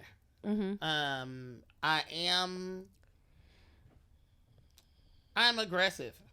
You would say so. You would agree. Yes, I agree. I'm not aggressive. Not really. I'm not aggressive. I can be. You can be aggressive. I can. Yes. But none of that is because I'm a man. None of that has shit to do with that. It's just, I love what you just said. I don't think you heard yourself, of like, a man is supposed to can go to work and do all these things so a woman can stay home with the kids, and to have that in order to embed a division of labor that mimics slavery, that mimics the ways that white people, and this is in the fucking 10th century, before slavery, before anything is transatlantic in the nature, when they're enslaving one another, this idea that I have to dominate in general is age old to white people. And the progenitors of that thinking, of that way of doing the nation, of that, even the nation in general, white cis men created that. They created what a white cis, they created white, they created cisgender, they created. And I even think about this even idea of what a man is. A lot of that is, all of this is coming from either a white anthropologist. They're calling themselves anthropologists. They're naming, just going around and being able to view people and look at them and write down what they observe. They're naming themselves philosophers. They get to control what a thing is called, what a thing is. So I'm actually just gonna like name all of these fake attributes of what this person is with this particular genitalia in order to juxtapose it to myself. Just like a woman is soft, I'm gonna be hard. A woman is demure, that means I can probably do to her whatever I want to do whenever I feel like doing. A woman is caring and nurturing, I ain't gotta take care of them kids. I ain't changing no diaper. Like it's very purposeful and intentional, strategic, and it's historical. I know that. I learned it. So once, I don't know if this is a thing of Geminis, but when I learn something and I figure out how a thing works, I'll never forget. I'll never forget how something, human brain maybe. I know how white supremacy works. I know that is what is meant when in the common United States context, dominator culture, I know what it means when a lot of people, when misogynists say that they are men. I know what that's, as the kids say nowadays, coded. I know that's the new AAE. I know what is coded. It just means that I am trying to emulate what a white cis man has told me I am. And I've had to do it because I couldn't come up against him. There's Walter Mosley has a. You need to say that last part again. You moved on to the Walter Mosley too fast. Say that last part one more time. I know that in the context of race and racism, that misogynists, particularly black cishet men who are misogynists, they don't feel like they're able to come up against white cis men. So who they come up against? The next person who they feel are able to subjugate. And that is the world's ultimate other. And that is the black femme. And that could be a black femme that's non-binary. That could be a black femme that's transgender, cisgender, agender damn near. But if you present in that way, they're gonna, where they could attach those attributes, they look like they might be soft. They look like, they look like they got soft features, or they look like whatever it is. If that person, that look like a femme to me, I believe that I can come up against them more than I could. They actually, not only can I come up against them, they can be the thing, they can be to me what the Negro was to white people. When James Baldwin said you had to make a Negro. You know, you had to create a Negro. You had to create a woman. Yep. And you had to say that woman was created from a nigga rib. In order to make her believe for the rest of her life that she's here to serve you. That's her life purpose. And there could be no higher purpose than to serve your man, to love him, to honor him. I don't have to cook. I don't have to clean. I don't take care of children. I don't have to be a part of the community. I don't have to look out for other people. I don't have to be caring and nurturing because some old white cis man, a part of the Catholic Church, and King James, whoever the fuck it was, said that I'm a man and this is what a man is, and I am the kingdom, all humankind. Word human has man in it, because a white person doing some level of scholarship, zoology, whatever the fuck, said that that's the name. But you said you are those things. So how does that work? That don't have shit to do with my gender identity. I'm those things, but that has nothing to do. But do you feel the pressure to do those things because that's the model in this, maybe in some, I'm asking you this, like, listening out for people. Like, I'm listening out for the listening. Does that make sense? Like, people that don't know you. In the same ways that you grow a beard and you feel particular about your beard, do you feel like you need to be aggressive? Do you feel like you need to be a provider? No, I don't think I do feel I need to be those things because those are good things to be. Babe, you're Not full aggressive. of shit. No, You're I'm full not. of shit. No, because it is good to provide. Erica. Who were the people that informed who you are as a man? I mean, I have a lot of my family tends to skew to mass people. Like, I have a lot of mass people in my family. I have a lot of cisgender men in my family. They produce a lot of them for some reason. So, I mean, I don't necessarily. Yeah, those are my early influence growing up in Oakland and growing up in East Oakland in particular. I'm growing up in the, where I grew up in the hood, and I grew up with gangsters essentially. So that's who I'm looking at as I'm a little child. That is I'm a little, people are telling me I'm a black girl. Yeah. So I've experienced a black girlhood. And I'm growing up and I'm attracted to that. I'm not attracted to playing with no dolls and playing with Barbies. I'm attracted to the niggas that's outside and shooting dice, and I'm watching dice games and I'm enjoying myself. So, but how it also comes with that sometimes is misogyny. So how you are not a misogynist? No, and so but I saw a lot of suffering. Right. And so how do you separate yourself from that? How do you take some of those things and say, well, I like some of this stuff. I got a pinky ring, right? Which is also informed by one of your uncles, right? They had a lot of jewelry. Yeah. Like, how do you take that, the aspects of that, but not the other stuff? Like, what has you still think of yourself? And I know you feel complicated about this. I'd love for you to touch on it. What has you sometimes even feel complicated about being related to as a man? I think, but my experience of black girlhood, nobody's looking at me as a man. Nobody's looking at me as an equal. Okay. I'm being subjugated. Yeah. And so even as I'm not knowing, like, what are these gendered lines and roles and consignments that I'm being forced into, but also the treatment of people who were actually black girls, or, black women in films. I'm looking at how we're being treated, and I'm also looking at the niggas that's doing the treating. And I'm like, I don't like it. So I'm seeing, I'll answer it in an easy way because it's a complex question. I don't think that I had the benefit of the protection that black cis people get, black cis men get. Oh, say more. I never had where I'm being coddled and being told, oh, you ain't got to get good grades. You ain't got to do shit. You don't got to wash the dishes. You ain't got to wash the dishes. You don't have to clean up. I'm not being called king and all of this. I'm not being treated softly. I'm not being treated like something that's supposed to be soft, demure, with all these fake attributes of what a girl is or a woman is. I'm not being treated like that. And I don't think a lot of black girls are treated that way. And I'm being treated just like the world treats black girls. That's how. So would you say you're black, being raised inside of black girlhood informs your masculinity? 100%. Oh wow, that's beautiful. But that's the same thing for whether you transgender or you cisgender. Being a black man is informed by what black femmes have done. It's no shade, by likely the person that raised you. Okay. And if it's not the person that raised you, it's not even the person that raised you, but more eschatological, more ontological for me. It's bigger than like. It's not patrilineal. It's not based on matrilineal. It's not based on biological essentially. It's not based on family.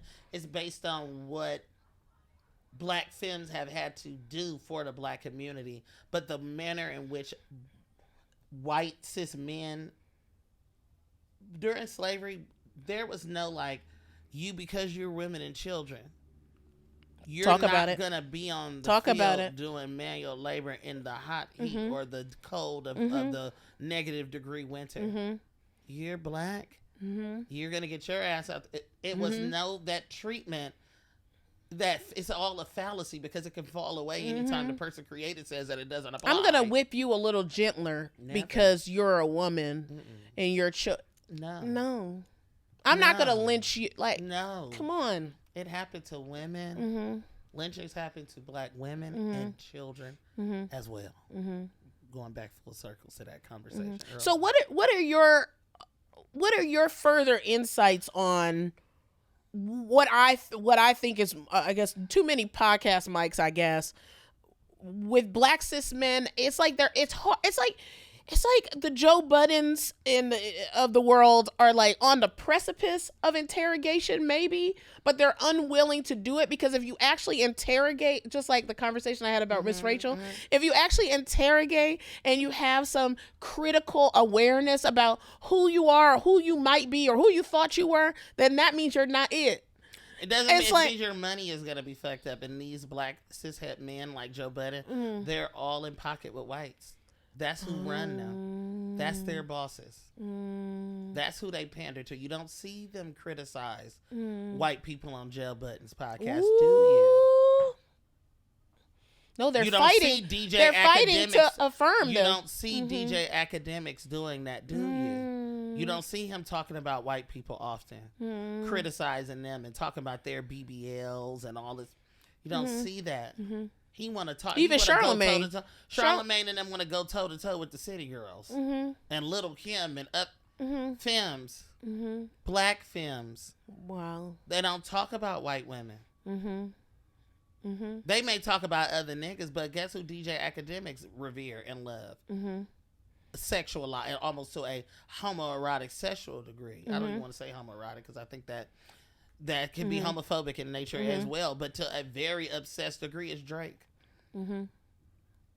So again, a person who has gotten a career off of emulating black cultures that he don't belong to.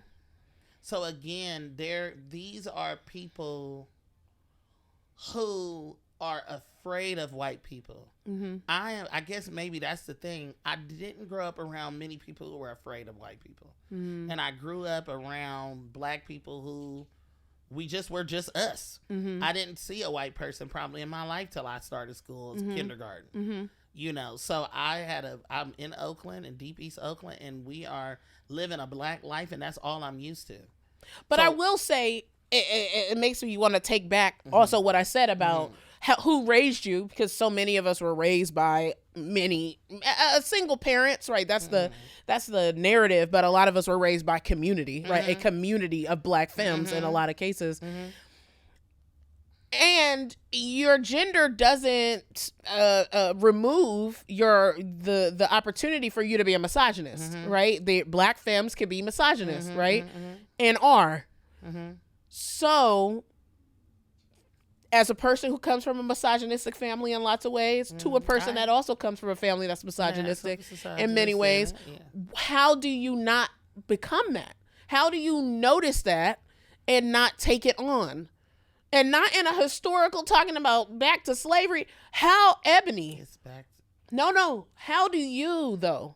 How do you not do it? Like, how do you not do that? Because even as a queer person, you could be misogynist. So what? I have times. I guess you kind of answered that. I have times where I absolutely can say misogynistic things. Or I've been misogynistic. I think a little bit. And that's probably one of the things that many people can't. Love me or hate me, whatever you feel about You're me. not misogynistic. Can't really say I've ever been. I wouldn't date you, sweetie, if you were misogynistic. But I don't think not my we live vibe. in a misogynistic world though, so it can. I wouldn't date you, sweetie. Well, in my world, a lot of niggas be trying to impress other niggas. That's the other thing about misogyny, where it's like y'all are very obsessed with each other. You know, more so that I think that's a part of the hatred of women, is that the hatred of women is buttressed by an obsession with other men. Yes. Like, I just want to be around men all the time. I want another man to see me as a man. Yes, I want to validate what is masculinity if you can't see it. If you don't have another person validating it and saying, hey, this exists, this is real. I guess that would have Kid Cudi go on the stand against somebody who blew up his fucking car to say Cassie played me and Diddy. Well, I think he's also afraid of him. That's another. That's another So it's part. fear. That's this idea of, well, what could the nigga do to me again? Could he? What could his people do to me? Like, I'll easily throw I'll throw a woman under the bus. That's what he said. I mean, I'll throw her ass under the bus. Somebody who has been, beat, assaulted. You could see that, like on video camera. I'll throw that person under because they're not powerful. Again, this relationship that people have to power, not powerful. Can't do nothing for me now, i.e. you're not going to be with me. You can't be in a romantic relationship with me. You married, you having a baby. If I can't get nothing out of you, then you don't exist to me. You're not a person. You're not worthy of protection. I don't know if Cassie is black or not. I don't know what her racial identity is. Oh, I can't comment. I don't know. I don't know that. I don't know. I think black. I don't know. Yes, I think black. Sorry. Latina, Afro-Latina, I don't know, and I don't want to say that she is.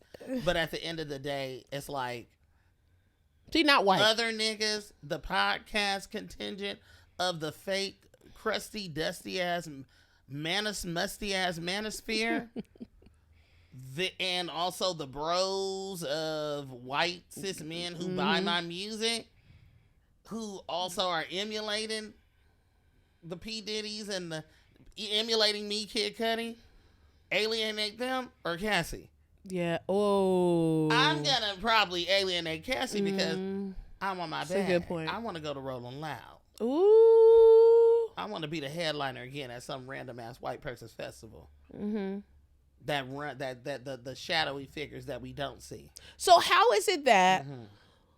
That's him. And maybe I'm just asking this question. I want to see your response to this. There are white actors. I can't remember his name right now, but y'all will remember his name. White actor who's advocating for trans people, right? Like, I think they created a shirt that was like, protect the dolls.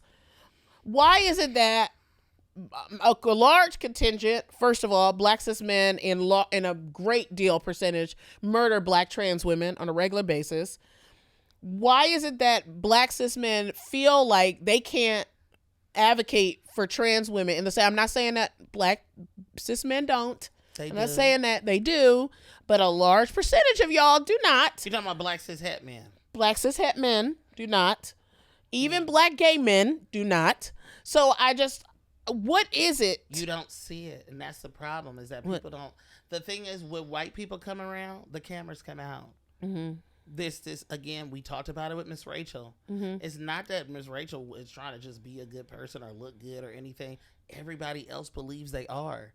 So I'm not going, if the whole premise of this world domination in the anti-black world of racial capitalist white supremacist patriarchy is built off of these people being seen as bad people, the entire group being seen as bad people, any of their positive efforts, I am going to downplay. And I'm going to make it look like and seem that not only are white people wonderful and great and they support a free Palestine, they also support trans people. These are narratives that are being manufactured and created about white people in contrast and juxtaposition to black people. This is how you get the false narrative that black cis het men are somehow more transphobic or homophobic. No, I'm not saying they're more. They are doing it though, babe. But you're seeing this white actor. But the white no. actor I'm not just no, babe. not you. I'm not saying yeah, you. yeah. I'm not saying that. Babe. But the misogyny piece, the fact that P. Diddy was able to get away with this for so long, informs why black cis men, black cis het men, and we don't even know if they're het. Right? They're just black cis men, right, are murdering black trans women to a large degree. Because misogyny creates transphobia. But where it's the basis for it. Come from the basis of any type of misogyny is white supremacy. 100%. I'm only saying that in the sense of if you have white people, there is a economy, a feel-good economy, where white people are at the top of that, just like they are of any other industry, where they are overrepresented. You're using AE. You don't have to say the dolls. You can just say trans women, trans girls. You don't have to use that language, but you do so anyway, because you can have and take anything you want, and there will be no critique, because you know what they'll say? Oh, at least you're doing it. What about the advocacy that black trans people or trans girls do for themselves? Black trans women create all types of nonprofits programs. Our best friend. You get what I'm saying? So we live in a world where I'm being told that I'm a man, right? But then I'm being told, okay, I'm a man. I'm gonna go join the war. I'm gonna go to World War I. I'm gonna join the draft.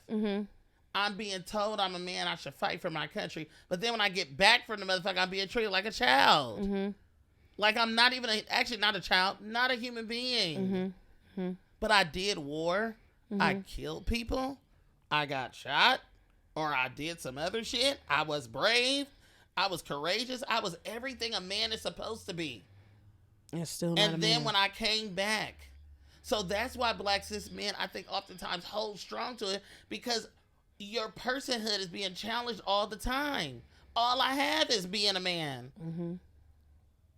That's all I have. I'm being challenged on the basis that I'm not. We all know. I think about this all the time. How everybody walk around talking about, oh, I'm afraid of black, or people are afraid of black cis men, or white people are afraid of them. And I'm like, I just think about that. Like, what? Not that part is, that's a little deeper, but it's just this idea that if this is my option, if I'm being told this is my option, this is a pathway to personhood, this is a pathway to being a human being, or I'm gonna have to do a lot of work to figure out what a man was in the context that I was removed from my homeland, from the continent that my family is from, where the people I'm descended from. There's so much information that was lost, including what a man is, or how we do gender, or if we even have men or manhood, however our worlds were organized. A lot of that has been lost. This is a world that you left with, that said in order to survive in it, a man has to be this and that. I'm gonna beat a white man at his own game. P. Diddy he thought he was gonna get the treatment that they get when they do crime, when they sexually assault people. It's deeply delusional. Yeah, he really believed it. Even as she tried to, likely as because of his status as a celebrity, black cis man, and against the backdrop of don't want to, tear the black man down, she tried to settle with his dumb ass privately, so nobody would have ever known. We would conjecture, but not many people would have known that he was a piece of shit. It brings me to, we're about to finish, because I'm just going to bring this up, and I'm grateful that we're not going to spend that much time on it, but what you're saying, and I'm getting it very clear now, someone like Andrew Schulz, who has said the most deplorable things about black women and black men, who has had black men, or been on a black men, the shits and giggles, or whatever the shit their fucking podcast is called. Their podcast has been on a black man's podcast and has talked despairingly about black women and black men, famous black men, and has not been taken off the air. If anything, he has gotten more popular because you have major politicians on your podcast named Bernie Sanders. So I get it. It's like, well, yeah, Joe Budden podcast. If the model is I just have to talk like Joe Rogan and say the shit that Joe Rogan says and be delusional about who I am as a man and continue to play into that, then maybe I'll have as much money as they do. Maybe I'll have the respect and support as they do. Yeah, of course I'm going to do those things. Andrew Schulz says disgusting things about black people. So I'm going to say the same things about black people, because I know I'm not going to get nowhere about saying the shit about white people. Yeah, black exactly. Women in particular. Exactly. This is what I'm saying. I'll just put it plainly, Erica. Niggas don't know who they are in general as a person. But stop that. That's why I'm like, whatever y'all think being a man is, you haven't everything that this society that you've inherited from it. You must reassess it. You have to. That's what Neville, who I mentioned, Neville Alexander, political prisoner in South Africa, is like, our entire attitudes around after apartheid have to be reoriented, readjusted, reassess who we are, what we think, or what we call our values. All of that has got to be redone over. Lots of black power movements, super successful. But then you got motherfuckers, Eldridge Cleaver, Huey P. Newton, misogynistic. Talk about it. George Jackson, Richard Wright. These are black cis men who were misogynistic in many instances. These are people that I revere, not Eldridge Cleaver, but Huey Newton at least, and these are George Jackson, of course. I'm not taking it. Doesn't take anything away from them, but what did it take away from the movement? What did misogyny help do? What did hating black women do? You don't think it takes anything away from them? It don't take away. It does. It does, and the fact that I would say that is an indicative. Because if Fannie Lou Hamer was homophobic, would that take something away from her? It's like the stakes are so much higher. It doesn't take anything away from what they did, is what I mean. It doesn't take anything away from what they did, but it diminished the efficacy of the liberation that they died for. George Jackson died for black liberation. But then Richard Wright didn't die necessarily for black liberation, but you was burnt out, wore out by the time you died. You hate black women. You talking about hating why? But you revere Karl Marx. You didn't hate him. You was a Marxist. You was just fine with following that white man. But if a black woman have a theory that she come up with, I don't know about that. Y'all trying to tear the black man. You don't know who you are. You trying to trick black men. Same reason. You're trying to trick black. You don't know who you are because you are too afraid of white people. You are afraid. Y'all, Joe Budden, you're afraid of a white man. I'm never going any nigga that's not misogynistic. They're not afraid of white people. Nope, it's true. Have you ever anybody in y'all life? Some of the realest niggas that y'all know that do exist. We out here. Any of the realest mass people that y'all know in the queer trans community, and they not misogynistic. Bet you they ain't afraid of white people. And bet you they don't be grinning all in their face, chummy all the time. Just like they be doing in Brooklyn. They do. Black people who have not normalized the dispossession of their people. Whether they came from Baltimore or they came from Louisiana, wherever they came from, people who are not comfortable with the dispossession of black people, they tend not to be misogynistic. And if they are, then you don't care about black people. You care about your position juxtaposed to a white man. You want to model his misogyny. You want to emulate and mimic his misogyny. He said a woman should be in the house cooking and cleaning at the stove barefoot and pregnant, so you said she should too. You don't know who you are. And it's not totally your fault. You said, what if we replace all the songs that talk about killing niggas in an industry that makes billions of dollars, where most of the proprietors and CEOs of these record labels are white people? Have a diss record talking about Lucian Grange. Have a diss record talking about Jerry Heller. Instead of Ice Cube and Dr. Dre going back and forth, what if they would have been back and forth publicly with Jerry Heller? You can't even imagine that. They can't even imagine If all the songs that say I killed the nigga, you change the word to cracker. What would the world be like? I'm asking y'all a question. If every song that talks about killing another black person, you sub that out, that word nigga, you sub it out with cracker, what kind of world would you be living in? What would it be like? Can't even imagine it. That little person on your shoulder will not allow you to imagine it. All the conditioning that is in Joe Biden, all them niggas, Bernie Sanders, your mind is completely flooded with lies and myths about being a man. Bernie Sanders is just as misogynistic and misogynoristic as Andrew Schulz. He's on a podcast with a white cis man who threatened to sexually assault a famous black rapper. You think Bernie Sanders cared? It was all over the news. Everybody knew it. Bernie Sanders, PR person, whoever works on his campaign, they know that Trump was on Andrew Schultz's podcast. Bernie Sanders, you said you don't like Trump. You never said you hated him. Wonder why. So again, he also said Israel has a right to protect itself.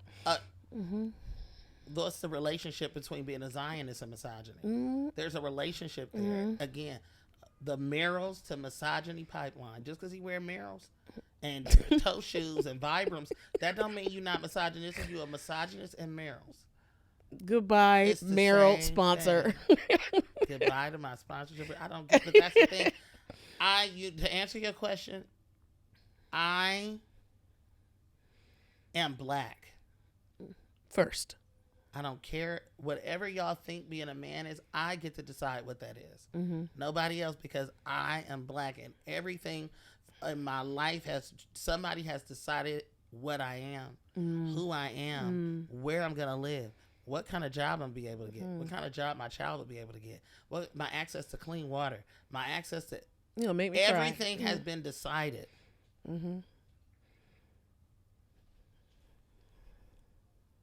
To me, a real man, you have choice in the matter. I'm not gonna kill no other black person. I'm not gonna do that. Not even spiritually. No, I have choice in the matter. Joe Budden, these type of niggas, all these motherfuckers online. P. Diddy. You don't have choice in the matter. You just a slave. Now they have a thing called the code of womanhood, which is the code of white womanhood, essentially 18th century political philosophy, essentially white women being like, we need to be in the home, cult of domesticity. This is how you be a real woman, a real white woman. Obviously, black women were not human, so they couldn't be women. Yeah. There's no such thing as a code of manhood because it's in everything. It's already, we're called mankind. You know what I'm saying? Human. You know what I'm saying? Like, it's already embedded. So, again, when they say mankind, they did not include you, nigga. They wasn't talking about your dumb ass. Talking about I love DDG and why she taking his kids away from him. And Tory Lanez. Did you know Tory Lanez was stabbed, allegedly? I didn't know nothing about it. Allegedly. I hope the knife's okay. I don't know nothing about it. That's my thing, is like, y'all, but would you name a famous white cis woman celebrity who has been shot by another celebrity and people would say, oh my God, she's a horrible person. Like they talk about Megan Thee Stallion. How did we get on Megan Thee Stallion after this? But at the end of the day, no, it's just a part of it, though. It's a part of it again, because how they still are treating her. In Brooklyn. I've been living there for I don't know how many years in my neighborhood. I got a neighbor across the street ice grill me every day. Soon as white people walk by, I saw him with the red car. Yes, I walked. Literally, I was walking when I walked you back. Saw him. When I walked yesterday, when I went to the park and you went upstairs, he was standing in the middle of the street, on the sidewalk at that little barbecue or whatever it is. Yeah, he looked at me like, I forgot to tell you. I saw him. Did he speak? Yes, he did. Well, when he was standing in the middle of the side, which is very misogynistic. Ice grill me. Yeah. Every single day, but the new I done been on that block for 4 years, but and everybody loved me because everybody loved me. I talked to the black community that I was in Brooklyn. I'm a part of it. Ice grill me every day. White people come around grinning like a Cheshire cat, but I'm a threat. They done did all this to us. You got all the evidence for the harm and destruction done in white people's name and by them. But I'm a threat. Another black man, a mirror to you. Because you don't know I got the goods down here. You know I got a fat cat. You don't know that. Because I do. You don't know that. You think I got a little sugar in my tank. They was homophobic. So maybe you think I got a sugar in my tank. I do. I don't care. But I've let Erica know me. Erica know I'm certified. Ain't nobody gonna touch me. Ain't nobody gonna do nothing to me. They didn't. I'm not. So that's in there. I think I thank you. That was very vulnerable and very, very tender. I think I will say, as a femme, you do take up space in a way that you are trying to mimic the way that the world has taught you about manhood, in that when people press you. I have to, babe. It's survival. I had that when I was a child. I had to survive like that. And but that is different. But babe, how your sister responds is likely different. Maybe.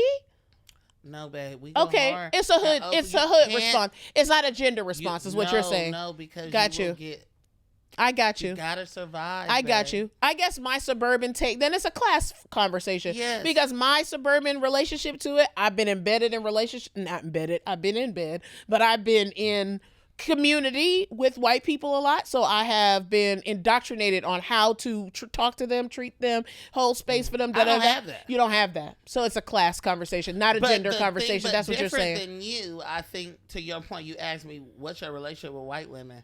You can't say the same because they're very violent toward you.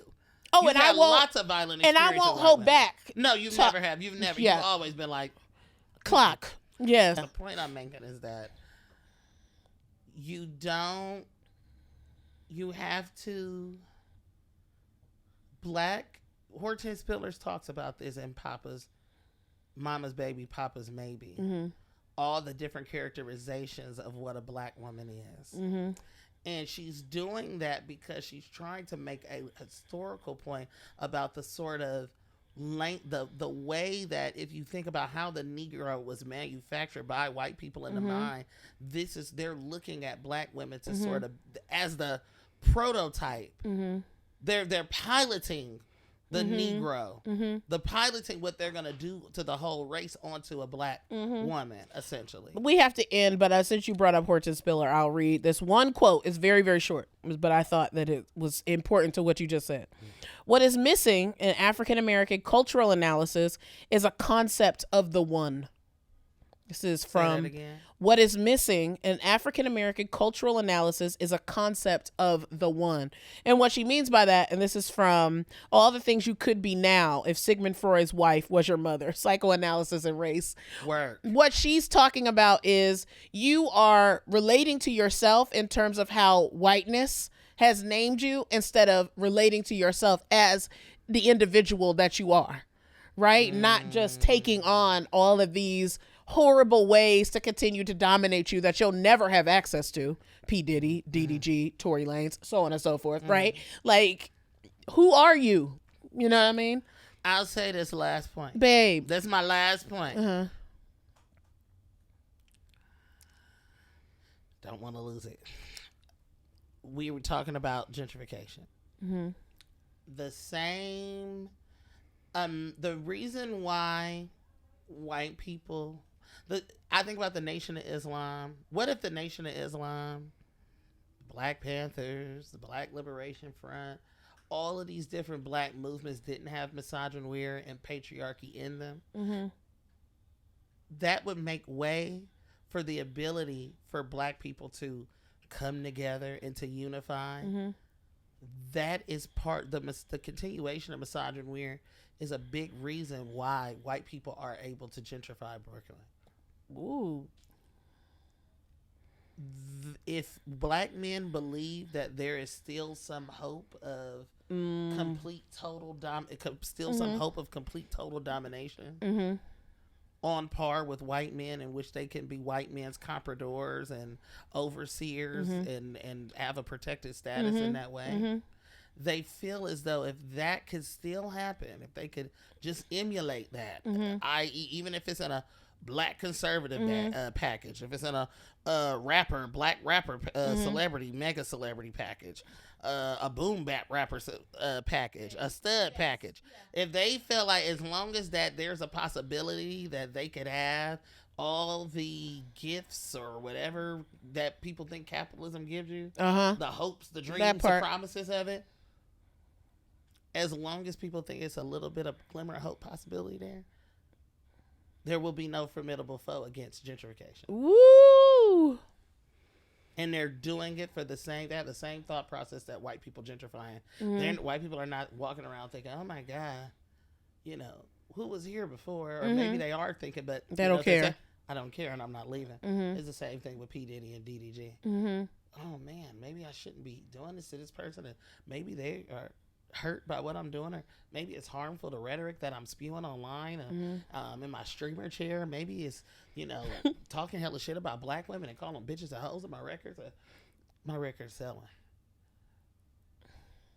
Wow. Well, in there. See, Thank y'all for Happy listening. Pride. Happy Just the Pride. beginning. We'll have another Pride episode. Love y'all. See y'all. Bye. No pride without misogyny. No pride. There is no pride with misogyny. Let it. No pride with misogyny. Let it go. Let it go. Let it go. Let it go. Let it go. That's what Aryka about you tried to take. Now, Oh God. out. Bye.